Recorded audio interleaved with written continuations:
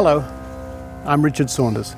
Welcome to the Vaccination Chronicles. In this video, I'd like to tell you about a time in our history, not so long ago, when parents lived with the very real fear that at any time their children could succumb to the deadly effects of infectious diseases. I'd like to tell you what it was like back then, but I really can't. I wasn't there. I was born after the widespread introduction of vaccination for diseases such as pertussis, which is whooping cough, diphtheria, rubella, tuberculosis, and infantile paralysis, poliomyelitis, polio. So we need to hear from people who were there, people who even lost members of their family, and not just babies and children, to diseases we hardly hear about today. We'll also hear from some others about some of the fears and misconceptions, both real and invented, about modern vaccination. It seems that there's no end of bad information out there, especially on the internet. But now, let's hear from some people who have seen firsthand the effects of vaccine-preventable diseases. My mother died of TB at the age of 19, and I was 15 months old. I never ever knew her, never knew my mother. And her two brothers, in periods, varying periods after that, died of the same disease. They, I think one was up to about 10 or 11 years after that. But everybody had it just about, you know, it was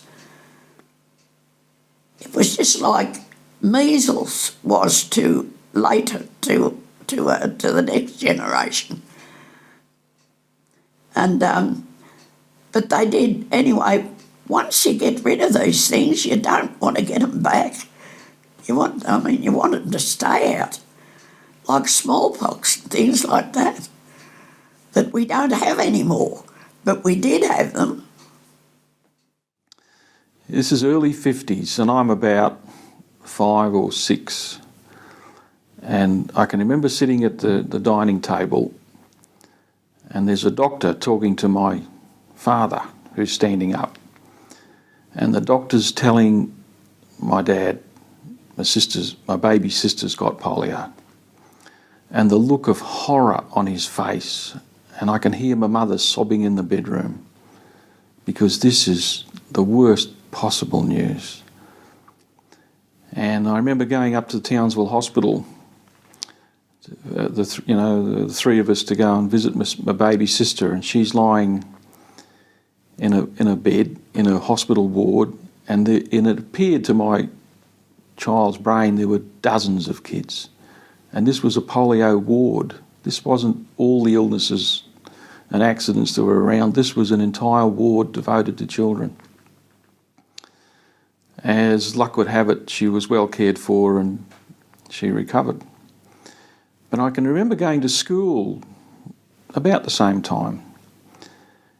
And it was after the holidays, and we all get back and we're saying hello to kids that we hadn't seen for a few weeks. And I'm saying, "Where's Billy? Where's Tommy?" And someone said, "Oh, they've got the polio." And that was all people needed to say, because you knew that you'd probably never see them again. And I never did. And I gather that they died. There was a girl in my class who had calipers as a result of polio. I remember I started that school in first class, so she must have had it when she was much younger. And also I remember a friend of mine's father who'd had polio, and he had one really withered leg. You know, it was like half the size of the other leg, and he had this funny gait to sort of accommodate for that.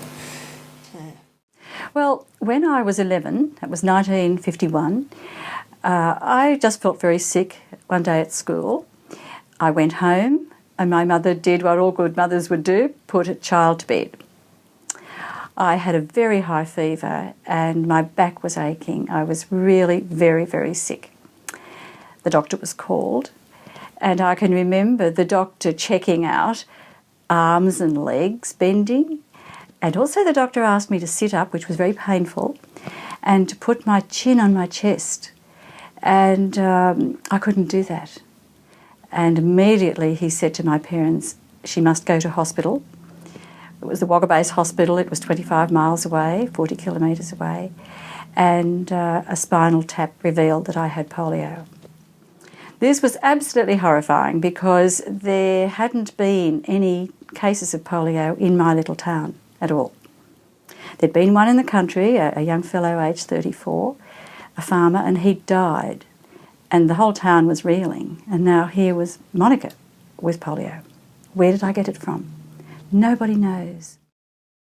Well, my mother was a nurse before marriage, and she nursed in isolation hospitals. And she saw children dying of tuberculosis, polio, diphtheria, and other diseases. My father was the eldest of 5 children. When he was 20 in 1939, his only sister, the youngest in the family, died of diphtheria at the age of 2.5.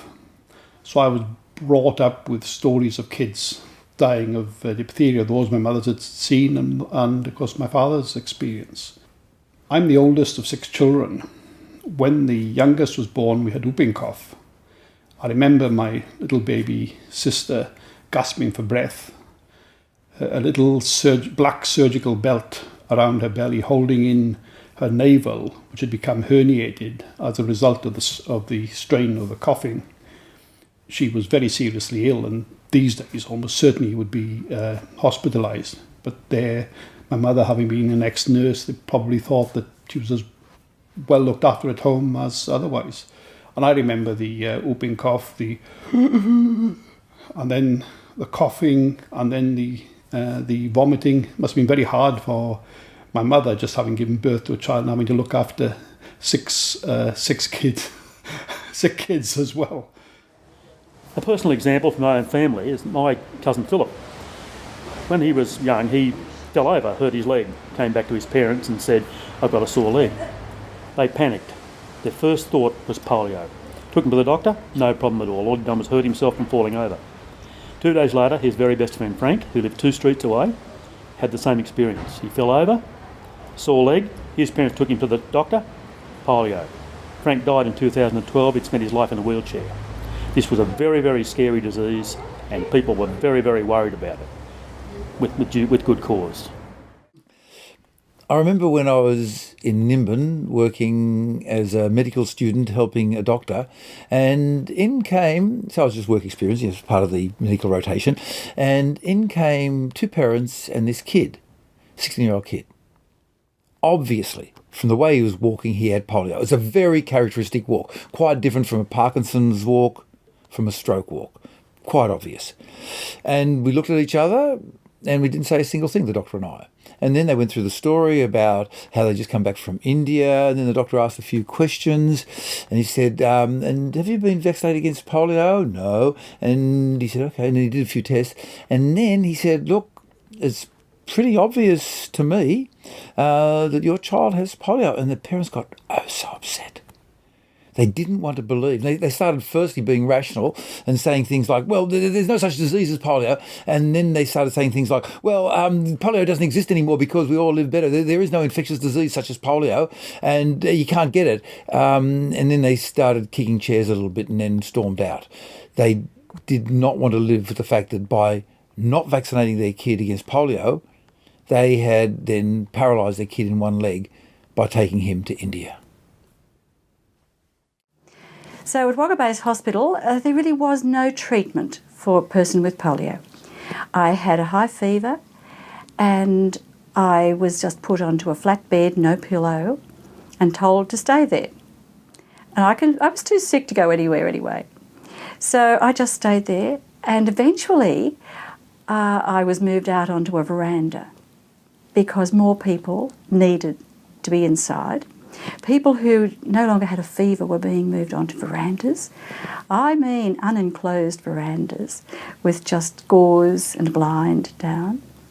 But always near me was a horrible barrel-looking thing which they said to me was an iron lung. And they said that I might need that because the polio I had was in the throat and in my speech. I couldn't swallow, couldn't talk properly. And that's the one that tends to go down into the lungs very quickly. And so I was really thrilled one day when the iron lung wasn't there, because I thought, oh, good, I don't need it anymore. But of course somebody did. And I can remember the 50s where people lived in dread of these terrible illnesses that just took so many people. Walk through an old cemetery and look at the headstones of who died and how old, and you're looking at babies that died. And that's basically all gone, all gone. At the beginning of the 20th century, infant mortality in Australia was over 10%. Can you imagine it? More than 1 in 10 babies died, many of those from vaccine-preventable diseases.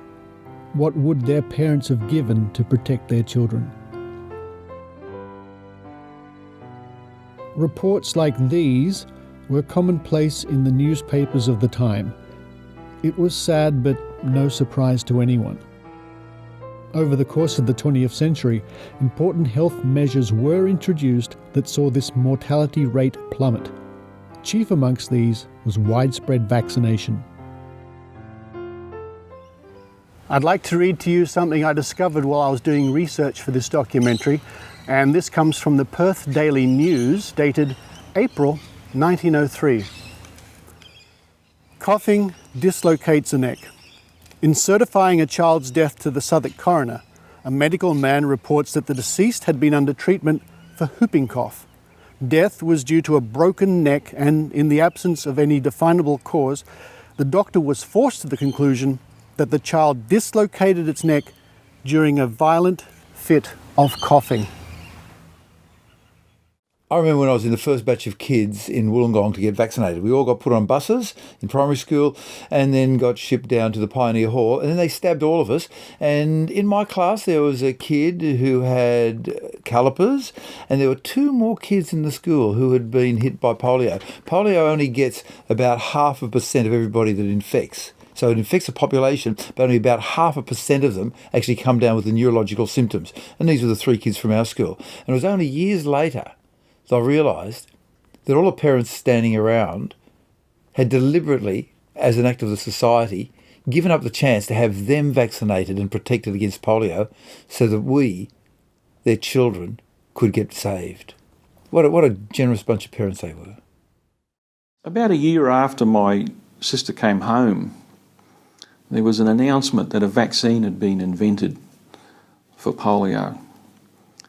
And it was like a huge cloud had been lifted from the suburbs, because there'd been this cloud of gloom and doom. It was the dread that your child would be the next to come down with polio.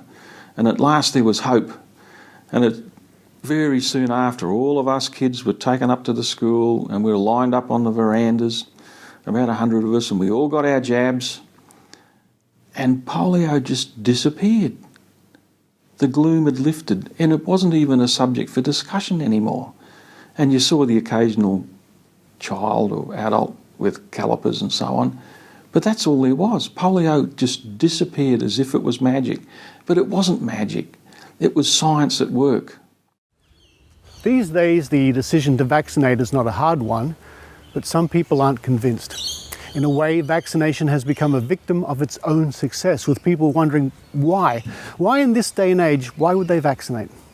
Because diseases like whooping cough, although dramatically decreased, are still with us and are still claiming lives.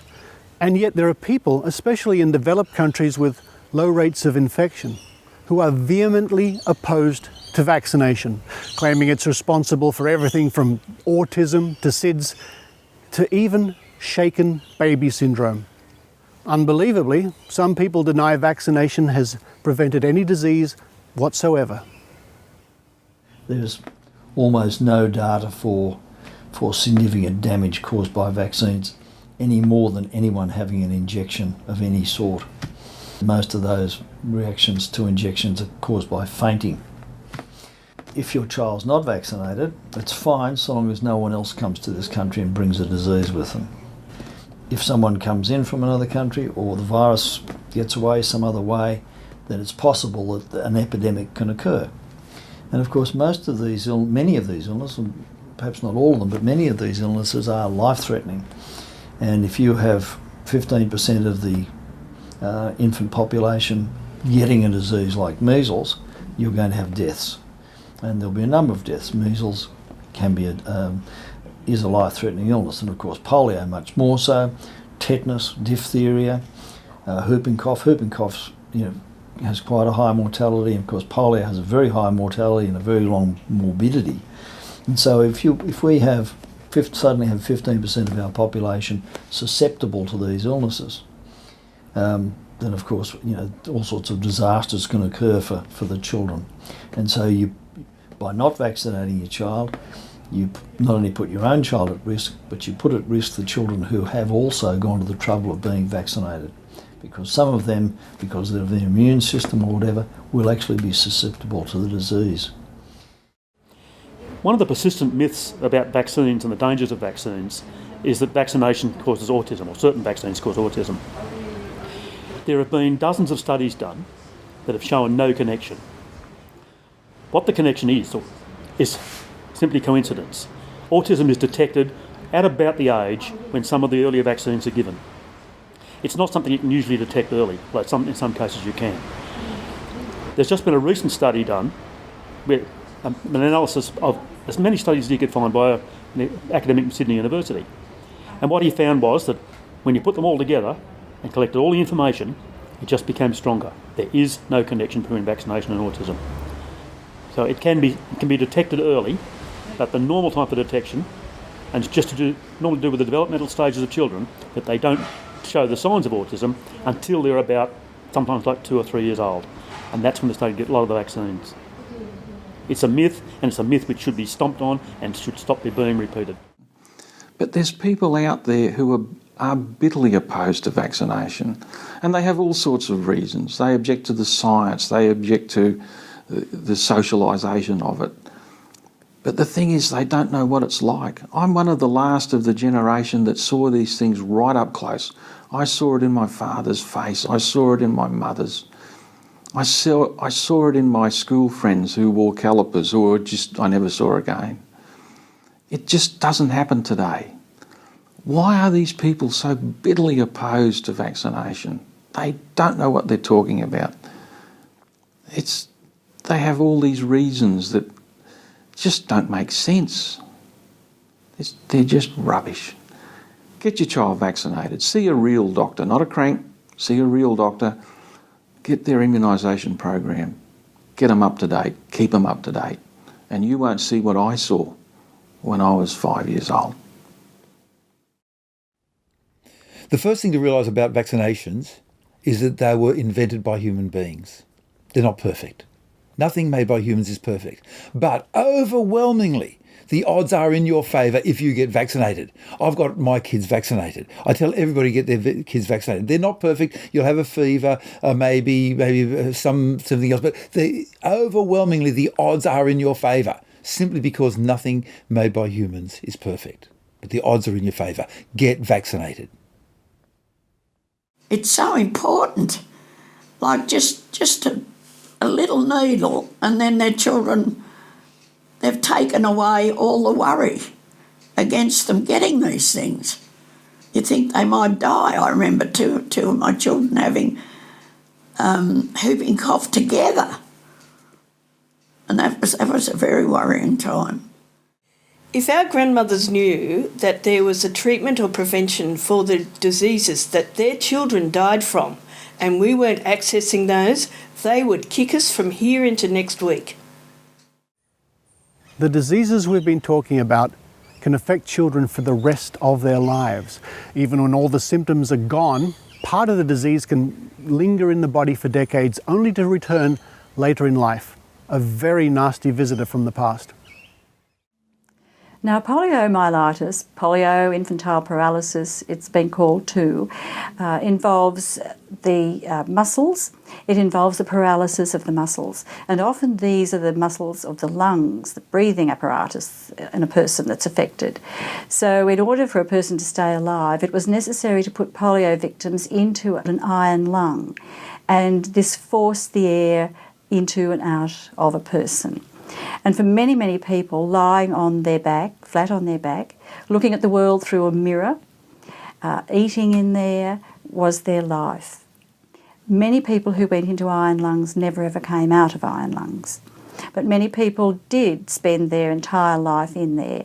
And they might have been allowed out just a little while with assisted breathing to have a shower, have a bath, a sponge bath, go to the toilet perhaps. But most spent their lives after they were in an iron lung and stayed there. I understand that very few came out of them.